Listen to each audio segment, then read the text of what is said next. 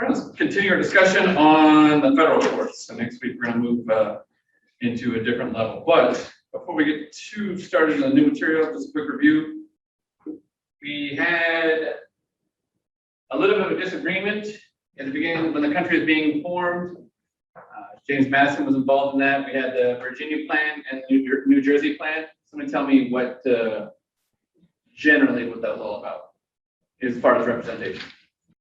We'll start on this side. Honestly, you remember anything about the New Jersey plan and the Virginia plan? You remember us talking about that? So one of them wanted representation to be determined by the population of the state, and the other one said that it should be equal. Bigger states wanted more power, so they said it should be done by population. Smaller states said it's not fair, you do it by population. We should all be equal, and then came to a big compromise and said, we'll do it both ways. That's why we have a bicameral legislature. Thank you. A bicameral legislature. So we have some on half of our representation is on 2 representatives per state, 2 senators per state. So they're all equal. And then we also have the House of Representatives, which is that representation is based on the population of the state. So California, New York, Texas, Florida have a lot of representation, whereas folks like Wyoming, Rhode Island, either sparsely populated or just super small, and that's why they don't have population sizes, don't have as much representation. So we've done it both ways. That's how we came to a compromise. What article of the Constitution gives courts their power? 3rd, yes. Please remember that.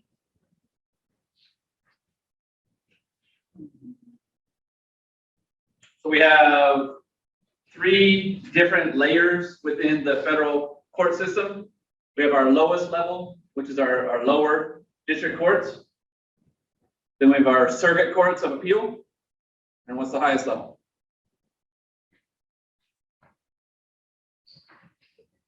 Yeah, exactly, Supreme Court.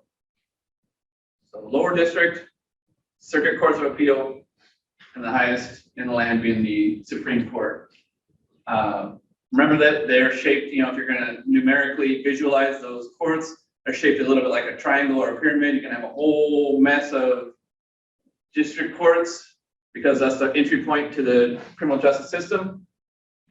Then from there, if you want to appeal, we don't need nearly as many because not every case gets appealed. So we have a lot less appellate courts, circuit appellate courts, and then we just have the one Supreme. Habeas corpus, we discussed that earlier in the week. It's a petition from a prisoner. When somebody writes a writ of habeas corpus, what are they asking for as an offender, somebody who's been convicted? If you feel as though, there's only a certain number of ways that you can feel as though your case should be appealed. And if you're going to bring this to somebody's attention, then you're going to write this. Yeah. Right. So, okay. Give me an example of how somebody's cannot get the due process or their rights are being violated at the time of arrest. The car being searched without a warrant. There you go. So unreasonable search without probable cause or a warrant or whatever it is that makes it unreasonable. Because in certain, everything can be searched for the most part as long as you have a warrant or probable cause. But if those things aren't sought and you feel as though the evidence that was obtained through that search was obtained illegally and then used against you to convict you, then you could petition the court, the appellate court, and say, hey, that wasn't fair. The way they got the evidence against me was illegal or improper, unconstitutional, unreasonable. So you would write a writ of habeas corpus asking the appellate court to look at your case.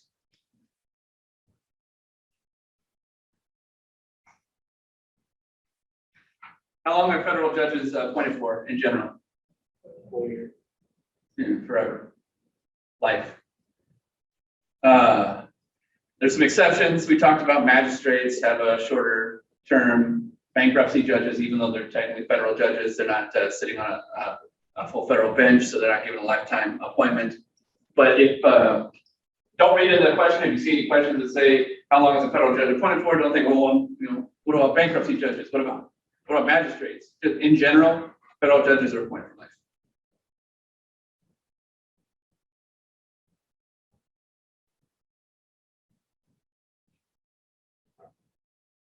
So if our lower district courts, if that's our entry point for the federal criminal justice system. In general, just in our own words, what is the job of the appellate court then? Keep going. What's the job of the appellate court in general?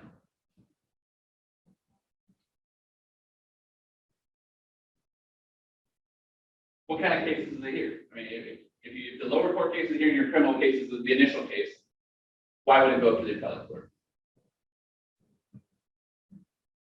Right. Yeah, they're not happy with the outcome. So appellate courts are only going to hear the appeals that come from those lower courts. So very similarly, I'll just keep going down. What kind of cases does the Supreme Court hear? Like we mean what kind of cases like? Are they going to hear criminal cases, Yeah. or are they going to hear appellate cases? Okay, those are your two options. Appellate. Exactly. So you're not going to go and if you're arrested for kidnapping, you're not going to go and have your case heard in the Supreme Court. Supreme Court is just, if you think of the Supreme Court as just another appellate court, which is higher rank. So there's a very small exception because the Supreme Court does have obviously a lot of juice. Supreme Court can do a lot of things that they want to do. In general, the vast majority of what the Supreme Court cases that are heard are going to be appellate cases. However, even though they're the last say, sometimes they can hear original cases. However, it's not going to be like a kidnapping case. They can kind of pick and choose and say, this is such an important case that we need to hear it. But in general, the case is going to work through the lower court system. So you're going to have the district court make their guilty or not guilty finding, and whatever rules that they set in place during that trial, they're going to admit certain pieces of evidence and they're going to deny certain pieces of evidence. Some objections are going to be overturned and some objections are going to be sustained. And all those decisions that lower court district judge makes, if that case gets appealed, are going to be reviewed, but not all of them, whatever the specific appellate rationale is. So you can't just say everything in this case was wrong, I want to appeal it. No, remember we said earlier in the week, if you're going to appeal a case, you're not appealing necessarily the verdict, you're appealing the decision, a decision that was made, one or two decisions that were made in that case. So remember, we can't just say this whole case was correct. No, you gotta pick some constitutionality challenges. So in general, it'll work its way through you can start out the state, lower state courts, work its way through the state appellate court to the state Supreme Court, then it can go to the federal appellate courts. You're not going to start at a federal district court. And then from there, it can work its way to the Supreme Court. However, like I said, sometimes the Supreme Court can see something mega big happening and say, that needs to come to us because this is going to make its way to us anyway. So let's knock it out now. Or there's a time issue.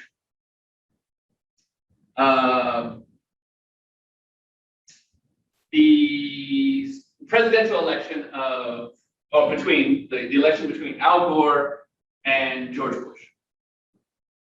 If you remember anything about that election, there was a lot of controversy. So very, very tight race. The race came down to one state. They were kind of tied until it got to Florida. Whoever won Florida was going to win the election. But then Florida was so close. I can't tell you how many people are in the population of Florida, but imagine the entire population of Florida, all the voting is done, all the voting is being counted, and the race is down to less than 600 votes. And then they start looking at some of those ballots and realizing there's some challenges with the ballots. Either the machine wasn't working right, it didn't punch a hole in the ballot right, there were some partial holes, things like that, just some strangeness going on. And so suddenly, since it's so big, whoever wins this state, and even came down to one county that they were looking at, whoever wins this county is going to win the state, whoever wins the state is going to win the entire election. So both presidential nominees are super interested and invested in finding out who's going to win this state. Because of all the inconsistencies in the ballots, that ended up in a lawsuit, a civil lawsuit. Well, the Supreme Court looked at that and said, this is so huge, even though we usually only hear appeals, we're going to take this case. We're going to hear this case. And they made their decision. That's how George Bush, instead of Al Gore, ended up being the president, because of their decision. But in general, I mean, that's one example that I have in, over 200 years of our country's existence. So it's a very rare occurrence. Just remember that in general, the Supreme Court is a appellate court, just a higher ranking appellate court than the rest of the federal court. Well, if they're a higher ranking appellate court, then where do they, if they're getting appellate cases, where are they getting those cases from? Where are we funneling the cases to the Supreme Court from? Usually. Remember our hierarchy, our triangle. Right, so we're going to get we're going to get our lower courts are going to appeal to the appellate courts, and the Supreme Court is going to take a case from the appellate court that's lower than that. So remember that the vast majority of those cases that come to the Supreme Court are going to end up directly coming to them from the appellate courts. But like I said, they can choose. They have a couple different options to choose. They can do that really, really rare choice of taking an original case. Well, I only had that one example. I'm sure if I research a little more, I could find a couple other examples, but in general, that's so rare. But they also have another option of choosing. They can wait for it to work its way up from the state lower courts, the state appellate court, to the state Supreme Court, to the federal appellate court, to them. They can wait for that, or they can see a case coming through the pipeline, and they can take it. However, the rule to that is, in order for them to take that case, it has to at least reach the state Supreme Court first. Then after that, once it reaches the state Supreme Court, it can either go, they can choose it from there, or they can wait for it to go through the appellate court, the federal appellate courts. We told you there's a writ, that if you're an offender, you're a convict, and you want to appeal your case, you have to write a writ of, what do we call it? Habeas corpus, exactly. It's important for you to know. Habeas corpus. So now, if we're appealing a case to the Supreme Court specifically, we want the Supreme Court to hear our case, we have to write another kind of writ. It's also in Latin, and it's also important for you to remember. A writ of certiorari. Most people call it like a writ of cert, because that's a kind of hard word to pronounce. So if you write this writ of cert to the Supreme Court, that's writing a letter essentially to them saying, hey, I want my case to be heard by the Supreme Court. Earlier this week, we talked about the number of cases the Supreme Court hears every year. They hear every case, every writ of cert is written to them. Do they have to hear every one of those? No. They're the highest court in the land. They get to choose. Does anybody remember what number? We put a number on it earlier this week. How many cases are heard by the Supreme Court every year? Yeah, just between 80 and 100 cases. Usually under 100 cases. Right around that. It's that's a lot. So imagine all the cases that come up through the pipeline, and they're only going to hear around 100, 80 to 100. That means they're turning down a lot of cases. But every one of those cases they hear, if it's accepted through a request, has to be the request called a writ of certiorari. The rule of 4. Keep going down the way we come. Tell me about the rule of 4 that we just talked about. For the every, It'll be heard, yes. Yeah. So even though there's 9 justices, and you don't need 5 to hear a case, there's not a majority, there's only 4. Let's understand why. Let's discuss it. Why is it that you need less than a majority for that case to be heard?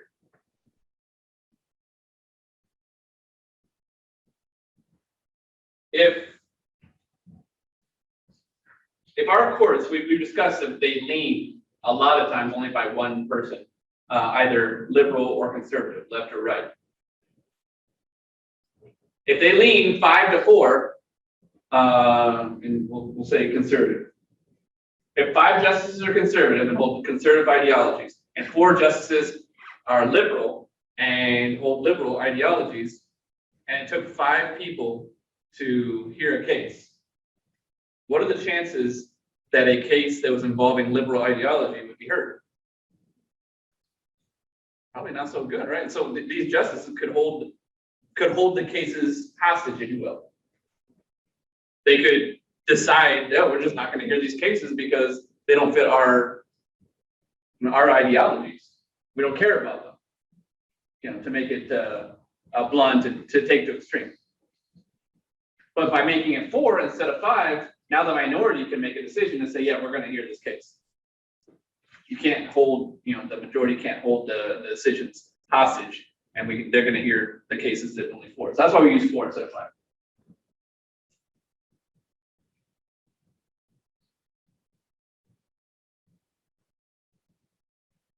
And then just because it's important enough that I need you to remember, what's the name, essentially the letter that we need to write to the Supreme Court to have our case heard? Short name? Yeah, writ of cert. Certiorari. This isn't a Latin class per se, so I'm not going to hold you to spelling. If that were a test question and you got something awfully close, I'm not marking that off. But do your best to remember the writ of certiorari. But most people call it the writ of cert. That's how we tell the Supreme Court that we want our case heard. So, who do we say appoints Supreme Court justices? All federal justices, actually? Who nominates them? The president, yeah, exactly. So, with that in mind,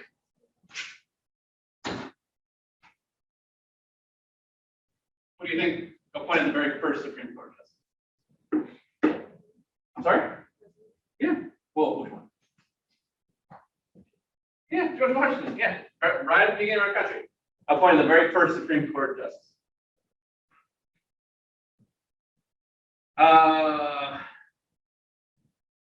I don't know if we've discussed this. There's a specific title for the head judge, the presiding judge of the Supreme Court.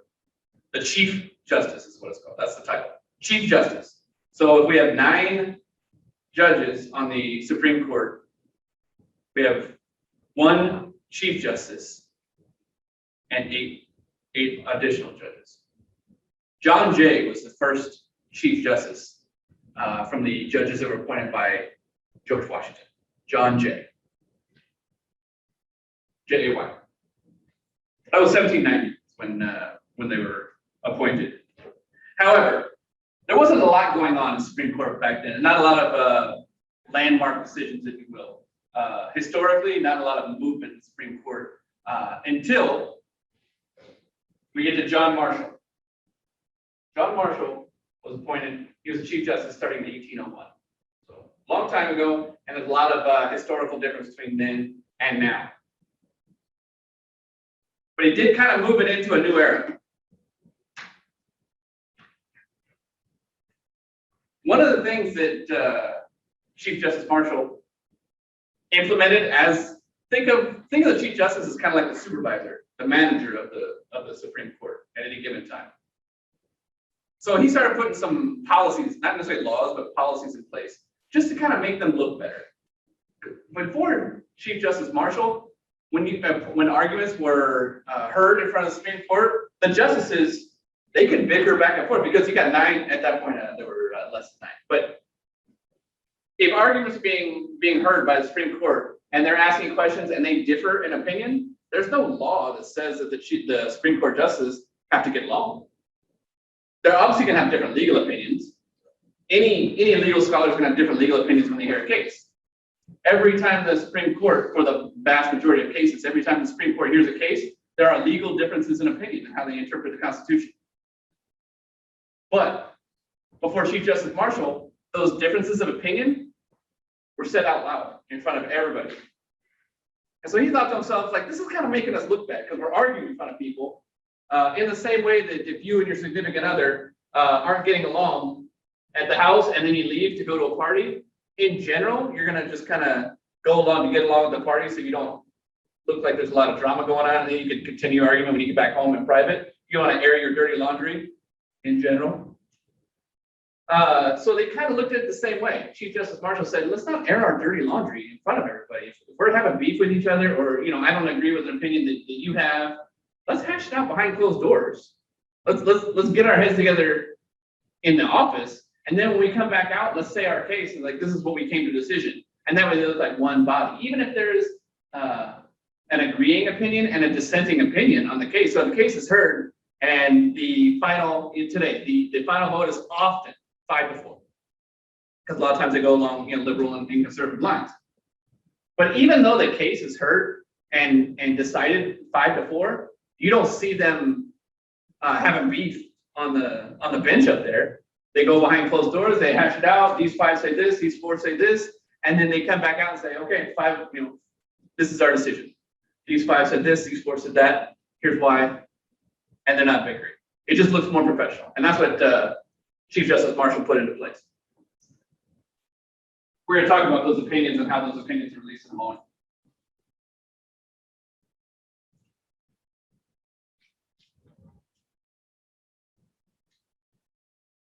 One of the landmark cases that Marshall, during the Marshall, not reign, but while he was the Chief Justice, is Marbury versus Madison, where the Supreme Court asserted its authority to essentially be part of the check and balance system over Congress, and as well as not just hearing cases that are appellate cases from criminal courts or the court system, but they can actually check constitutionality of the other branches of the government. We have 3 branches: the judicial, is where the Supreme Court comes from; the executive, where the leaders of whatever body we're talking about, in this case the country, would be the president; and then the legislative branch. So the Supreme Court, in that case, Marbury versus Madison, said that we have the authority to check constitutionality for those other branches if they start acting out of line. Also, their primary job is to hear the appellate cases for those, to check constitutionality on those. So Marbury versus Madison is the decision wherein they invoke that right to check the other branches. That ability, that right to check, is called judicial review. Judicial review.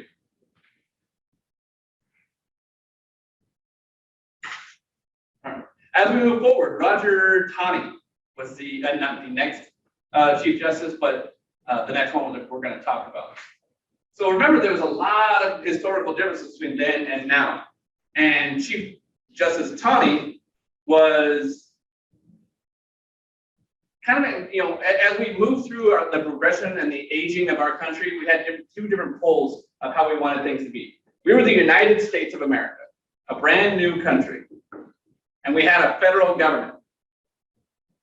And there were some folks that thought we should be the United States of America and have this one powerful federal government.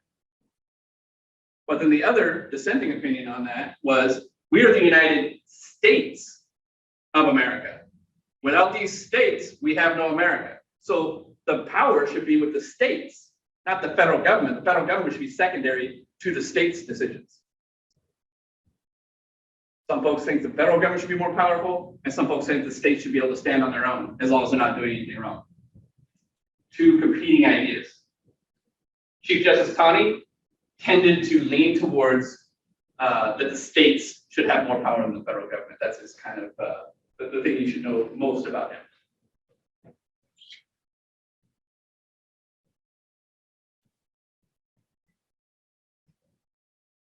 He heard a case called Moore v. Illinois. Moore v. Illinois. And that gave states the ability to have a law on the books that is identical to a federal law. In this case, it had to do with slavery, but the subject of the law isn't necessarily as important as the idea of the law. So in Moore v. Illinois, there was a federal statute that said, you are, if you harbor an escaped slave, if a slave escapes and you harbor that slave to protect them, you broke the law. And then there was Illinois, who wrote a law saying, hey, if you harbor a slave, it's against the law. And then that ended up going to the Supreme Court, and the Supreme Court said, no, you can have a state can have the same law as the federal government. You're not, there's no double jeopardy. They ruled there's no double jeopardy. If you're convicted of a state crime of the exact same thing that the federal crime is, you can be heard in both without double jeopardy. Now, the subject of that law is obviously outdated and has been overturned many times thereafter. But the idea that is still in play.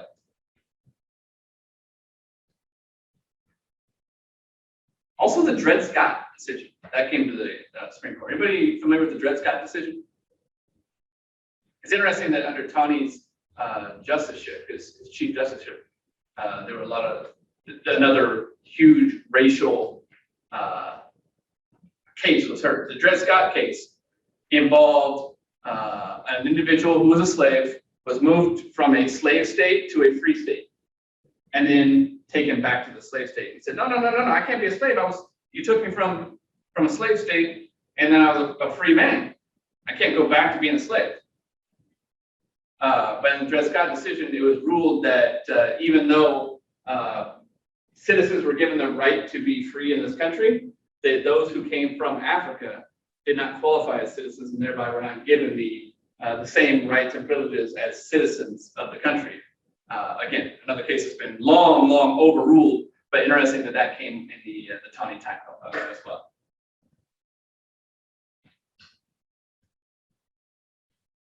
So the next one of note in your book is Chief Justice Warren Murder. And primarily that the thing to remember with Chief Justice Burger is that was as our court was starting to evolve into a more conservative state. I've told you that we have liberal leaning courts and conservative leaning courts. As Chief Justice Burger took over, the courts tended to lean over to the conservative side. In general, right now, which way does the Supreme Court lean? Anybody know? See if we can extrapolate it. Liberal. It was liberal, and until we had several justices appointed by a conservative president, our most recent conservative president, which is President Trump. So it was liberal up until just very recently, yes. But because we talked about how being able to nominate and appoint so many judges to the Supreme Court is such a powerful tool for an executive, for a president, that he was able to appoint, I believe it was three chief justices, or excuse me, 3 justices, which gave the court a conservative leaning stance, because in general that president was conservative, and that happens every time. Every time there's a conservative or a liberal president, when they're given the opportunity to appoint judges, they're going to probably appoint somebody who aligns with their ideologies. I don't believe that any president or any justices have been appointed by President Biden yet, but if we did, the next time that there's a justice appointed, I would imagine, because President Biden tends to lean to the left and tends to be more liberal than conservative, the ideology will be mirrored in his selection for whoever the next justice for the Supreme Court will be.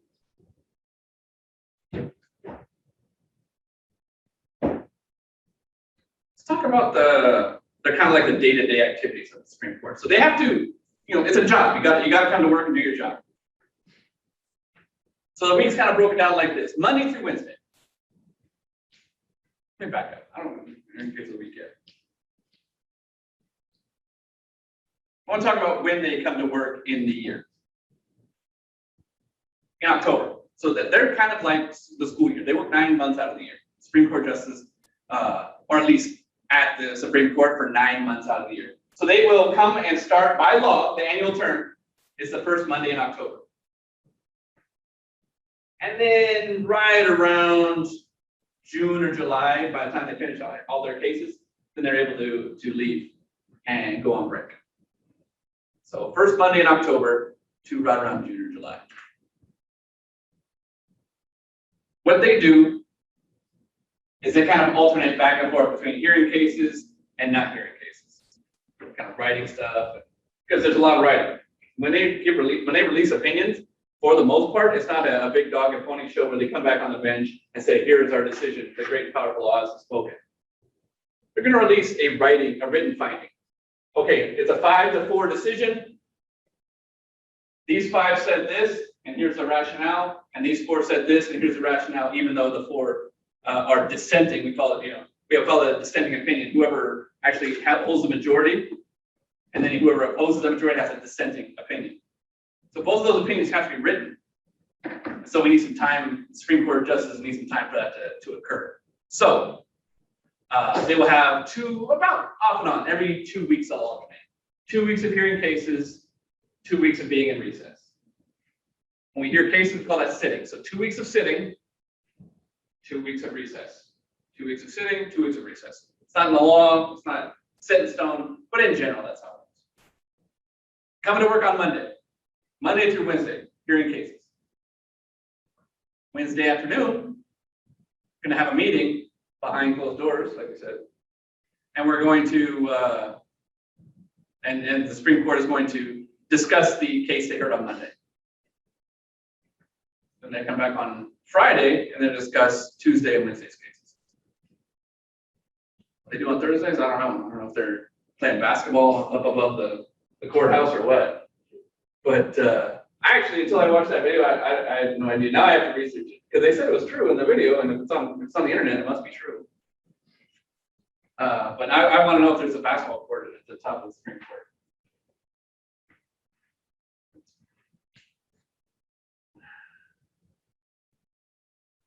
They can usually hear about 4 cases during those Monday through Wednesday times, so it gives them the rest of the week to kind of go over their decisions. Totally, they don't bicker in public. Sometimes, even though we have 9 judges on the Supreme Court, sometimes not all 9 hear the case. Sometimes they're not feeling well. It's a job. Sometimes you get sick.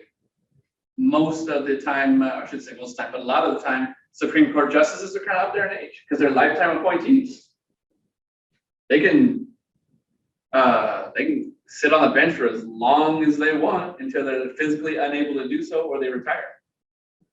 So with age comes some health complications, and sometimes just in general, we can't come to class, can't come to work because we're sick. Same thing with judges. So we need a number where we need a minimum number of judges to be able to hear a case, and that number is called a quorum. If we don't have this number, we can't hear a case. So if anybody agree with what the number is? Yeah, 6. If you have less than 6, can't hear a case. Why is that?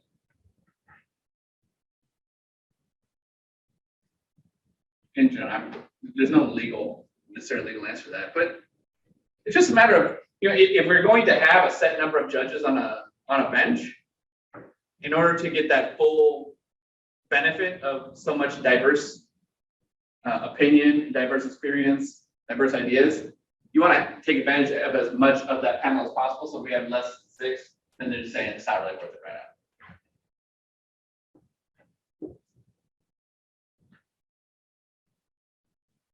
So we talked about the dissenting opinion, but I didn't tell you the name of the opposite opinion. So the winning opinion, if you will, the majority opinion.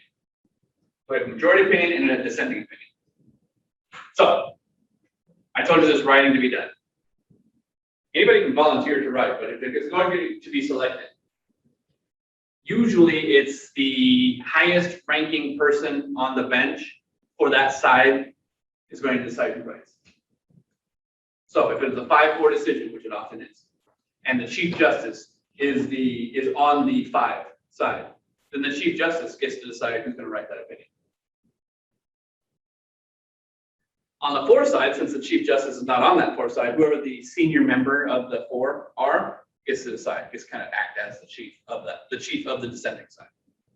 So these decisions handed down by the Supreme Court, since they're the final say, the final arbiter, the last word in the country. We talked about when the map was over here, we had the different circuits. If the Ninth Circuit makes a decision, then that decision is good for the entire Ninth Circuit. And you saw it in the video a little bit. Sometimes the Ninth Circuit will make a decision and the Fourth Circuit will disagree with that decision. Whatever the constitutional dilemma that's in place. In the video, it was same-sex marriage. Sometimes it can be a search and seizure issue.